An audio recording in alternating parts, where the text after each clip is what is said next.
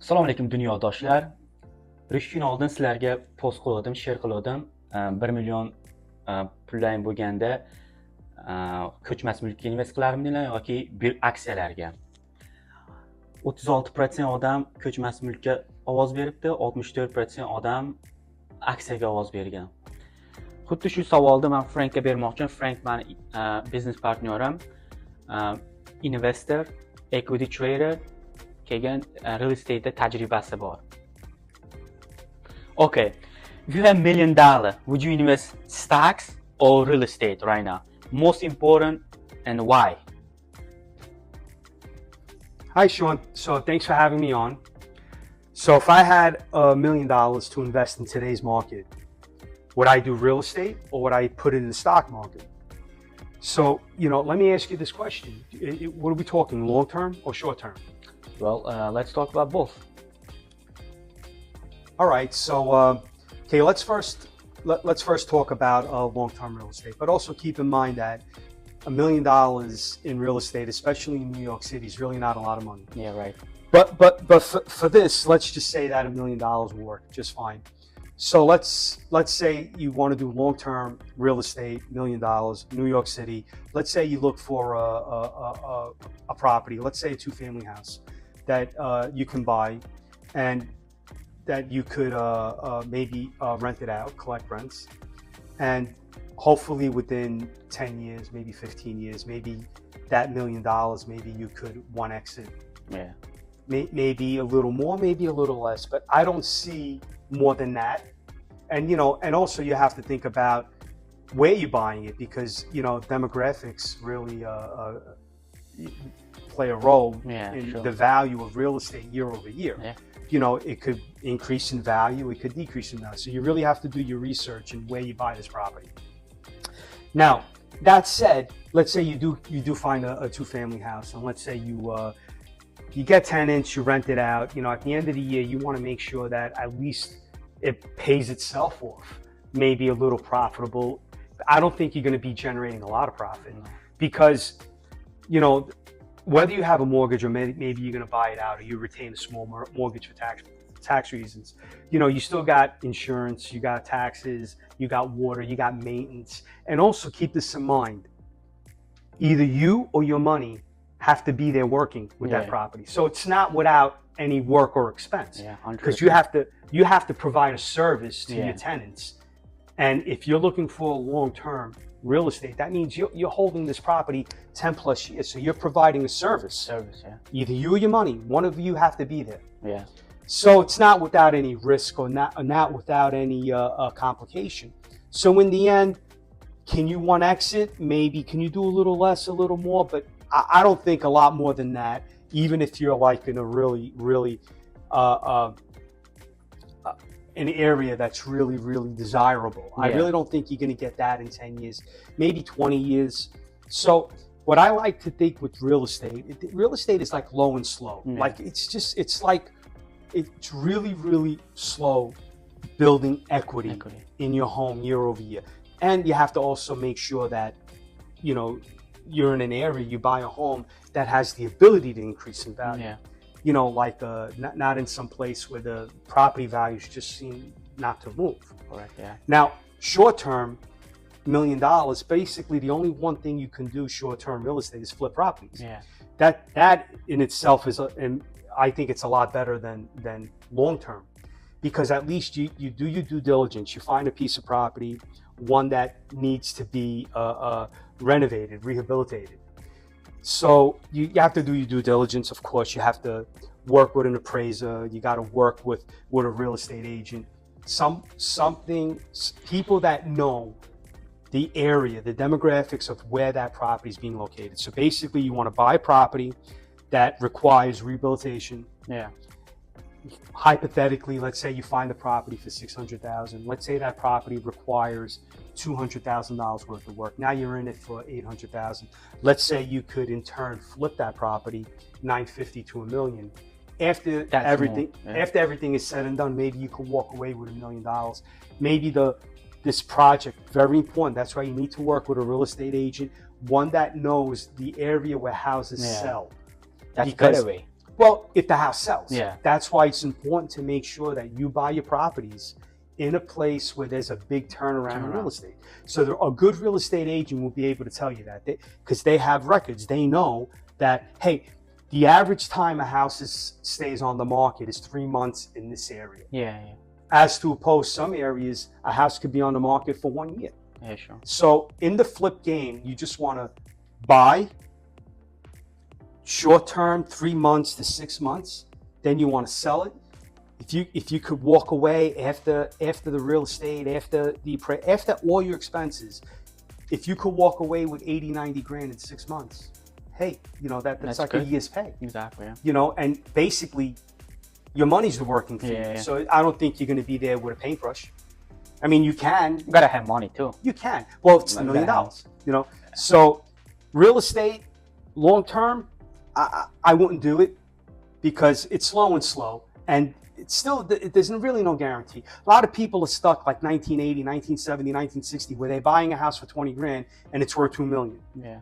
It's like the .com era. I don't believe that's going to happen. I think houses now are very slow. Everything changed. As far as flipping, I think flipping is better. Whether you're flipping a house, whether you're flipping a car, it's the same concept. Same concept. You want to make sure that you get something that people want. Yeah, sure. Supply and demand. You don't want to buy something that you're going to be stuck with. So that's my take on the. All right, so now that we covered real estate, let's talk about the stock market. Now, $1 million in the stock market in today's market. Let's talk long term. So let's say you take the $1 million. Let's do something simple. Let's say you take $1 million and you put it into SPY, which is an EFT. Now, I believe SPY, you have a rate of growth of 9% year over year. Yeah. So even if, let's say you're doing 10 years, 15 years, okay. Now, granted, you're going to have bull markets, you're going to have bear markets, you're going to have pullbacks. You might have a 10% pullback, you might have a 15% pullback. You may take the $1 million and buy SPY tomorrow, and SPY could dip 10%. And you're like, hey, I just lost 80 grand. Yeah. But I think in the end, you'll be very profitable, because even with the pullbacks, even with the market reset, you do have a growth, 9% average year over year. And once you get past the first 2-3 years, you'll be in the money. And every time it does pull back, it won't affect you because you'll still be profitable. Plus you have a small dividend being paid. It doesn't have to be SPY. It could also be, I like to stick to the main stocks, like top shelf stock, like Amazon, Nvidia, Tesla, Apple, Microsoft, AMD, Google, Meta. I think any one of these stocks that you would buy, especially now with the transition in technology where everything is AI. Now we're going into the AI generation with autonomous machines, with the robotics, with the driving, self-driving. And I think we're at the beginning of that technological breakthrough. So I think any one of those stocks that you would put $1 million, even though they're trending high right now, that all those stocks are, with the exception for Tesla, they're all-time highs. So, you may get it now with $1 million and it may dip and you may say, hey, what did I do? But you'll definitely work out better for you 10, 15 years from now. You'll be so deep in the money that all those pullbacks will be meaningless because you'll just be in the money. So long term, that's what I would do, either SPY or one of those top shelf stocks. I would just take a position, shut the computer off and walk away, and come back 10, 15 years later and see what happened. Now short term is a little different. Now short term requires some kind of a strategy, some kind of, you definitely have to be familiar with the market. What I would do is this. I would wait for a pullback. So on one of the top shelf, maybe after an earnings, maybe after some negative news, maybe after a market reset. You got to have strategy. It's easier said than done. Like I would put like the charts up, I would put like the SPY up, I would put the VIX up. and I would just see wherever I would see a dip of 15% or 20%, and I would probably take a position, and then when it goes back, I would just sell it. Yeah. I would just play the market reset, How about the pullbacks. pharmaceutical stocks? Like, Pharmaceutical stocks, they're too volatile, and they're very dangerous. And you know what? There are some pharmaceutical stocks that are like, you could say that they're top, but I just don't like pharmaceutical stocks because, you know, unpredictable. exactly. Me, I tell you, I like SPY, I like Nvidia, I like Amazon, I like Apple, I like Tesla, I like Google, I like Meta, you know, and I think you're better off with that, you know. That's good. Now you explain everything, but what would you do? What would I do? Okay. So if real estate, I'm not crazy about it. Definitely, I wouldn't do long term. As far as flipping house, I you know, it's not bad, but I wouldn't do it. Yeah. I think the market, you definitely get a bigger reward and less headache. You know, even if you flip a property, anything can happen. You know what I mean? Yeah. So I want to be free. I like freedom. Yeah. You know, so I would definitely stick with the real estate, and also I would definitely stick with the stock market, and also the stock market. You have X factors. You know, there's no really 1X. You know, you could 4X, 5X, especially a long-term stock. You know, you could 8X, 10X with freedom. But real estate, you like to do flipping, right? Then long term. If you know, flipping a house, in my opinion, it's better yeah. than a long term because you're married to that property, and that property is really not generating anything for you. You know, a lot of people think that owning a property is an asset. It is an asset to a certain extent, but it's also a liability because you either your money's going to be there. It's going to take me back too. Well, you know what?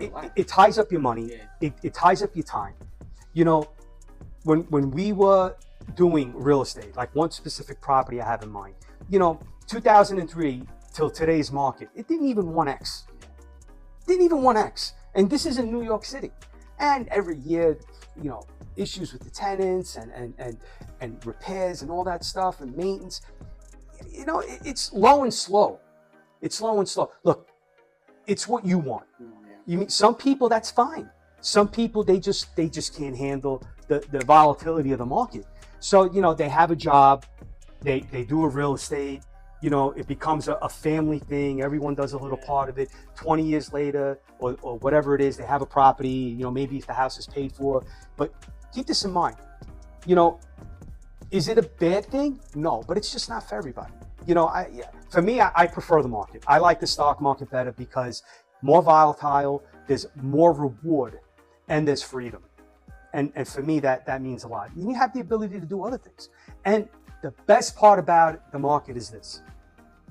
It's a button. If I want out, I push a button and I'm out. If I'm even money, if I lose a little money, if I make a little money, whenever I want out, I'm out. Whenever you want out of your property, it's a process. It's a process. You know, it takes time. So that's what I like. And the freedom of the market, you know. I could be anywhere trading. I could be anywhere in the United States. I could be outside the United States. You know, but when you have a property, either you or your money have to be there dealing with that property. And you know, you have to, at one point, you have to ask yourself, is the reward there? So answering your question, I would do stock all the time.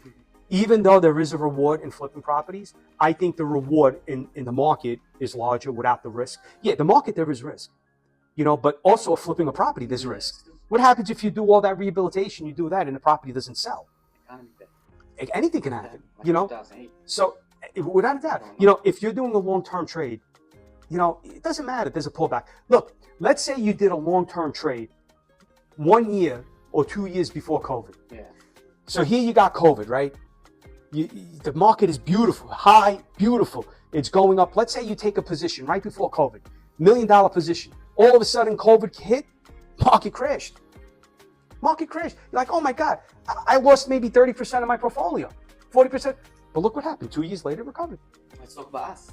2019 we invested S&P 500, market 2020 crash, we were negative. Now we positive 30% more. There you go. Still winning money. So, and this was a disaster that not only shut down the United States, it shut down the whole world. Yeah. So, you know, people look, oh, the depression, people jumped out of window. This was just like the depression. You know, people couldn't work. We couldn't work. Yeah. You know, but the market recovered. You know, that was business the year. But this is the deal. If you invest $1 million in real estate, if the market crashes, if something like that happens, you still got to support that property. Exactly. Your money is required. Your time is required. If I put $1 million and the market is bad, I tell you the truth, I'm just going to shut the computer off and go do something different. I'll go back on with that investment. I'll go back on 5 years later, and you'll win all the time. And you know what? People say, okay, what if I lose all my money? If you stick with the top shelf stocks, you're not going to lose all your money. You know, you got to look for companies that have a future. That's the way it's going. Technology, Amazon, they're not going anywhere. Meta's not going anywhere. Tesla's not going anywhere. Apple's not going anywhere. Google's not going anywhere. Yeah. If you want to take $1 million and put it in Palantir, a lot of people are talking Palantir. You know, I think now it's trading $28. You know what? Would I take $1 million and put it in Palantir? Palantir could 50x tomorrow, but I wouldn't do it. I wouldn't do it because there's a fine line between being profitable and being greedy. You know, the more greed, you know, Sean, the more risk. More risk, yeah, sure. You know, and you're talking $1 million. You know, whether you want to do short term, long term. I would stick to the top shelf companies. Perfect example, short term. Look what happened this week in the market. Everything went down. Yeah. Big. Meanwhile, let's talk about Amazon. I think Amazon is 167, something like that. Yeah. Let's say you took $1 million right now and bought Amazon. You don't think in 2 weeks from now Amazon's going to be 275, 280? I'm sorry, 175, 180. There you go. There goes your short-term flip. And what happens? You made a mistake. You bought Amazon for 167. Let's say it goes to 150. Wait. Let's say it goes another $10 down. Wait. And then you got to analyze too. Maybe stocks overextended. Well, if you're looking for a short-term play, when you're looking for a short-term play, you definitely want to play the pullbacks. So you're not looking for the overall, unless you're doing long-term. Yeah, long-term, the market is overextended. You got to wait for a big pullback. Now you take a nice position and you're in it for 5 years. That's one strategy. But now let's say you want to do short-term. You want to be in and out 1 month, 2 months out. You got to wait for a pullback. Pullbacks. How much did all the stocks pull back? Well, SPY pulled back about 10%. Everything pulled back about 20, 25%. So perfect opportunity. So you buy, it's 20% pullback. You're not waiting for it to go up. You just, if it recovers 10%, 12%, dump. There you go. So let's say you put $1 million, you can make 100 grand. Down more. You hold it. Hold it more. It's a top shelf stock. Look, they pulled back 20%. What do you think? They're going to pull back another 20? Realistically? Realistically. But SPY only went down 10%. Now, if SPY went down 15, 20%, then they're going to go down more. But SPY went down 10%, and what happened? It started recovering. And why did it go down? The Fed talk, the interest rates. But now he agreed that Japan recovered. Yeah. They're almost back to where they were before the pullback. So you got a presidential election this year. You know, market analysis. The market is recovering because, they feel that the next president is going to be well. Yeah. They're thinking it's Trump, so Trump is good for the economy. Yeah. And along with the interest rate cuts. Yep. If I had $1 million, you could buy Nvidia. Look at Nvidia. Nvidia is $104. 3 weeks ago it was $140. Yeah. They pulled back like 20%. Even Tesla, a couple of weeks ago was $250. But Tesla's a little different. Because Tesla was, before they were 250, they were 180. Yeah. You know what I mean? So they really had a run up, and then they went back down. Yeah. But Nvidia, they were 140. They did their split, and their split, I think they were like at 110, and then they, and I would buy now $1 million, 105, and from if it recovers, let's say it goes to 115. 120, you dump. Yeah. And there goes your short-term stock flip. So in the end, I would pick the stock market. There's a lot of reasons, which we went over them, but freedom, X factor, and more control. More control. I think it's a better move. Frank o'zini javobini berdi. Ko'chmas mulkdan ko'ra aksiyalarda $1 million aksiyalar olgan bo'lar ekan. Men ham Frankka qo'shilaman. Men ham agar menda $1 million bo'lganda, hozir aksiyalarga invest qilardim. Ko'chmas mulkdan ko'ra. Thank you for your answer, Frank. Anytime, Sean, anytime. See you soon.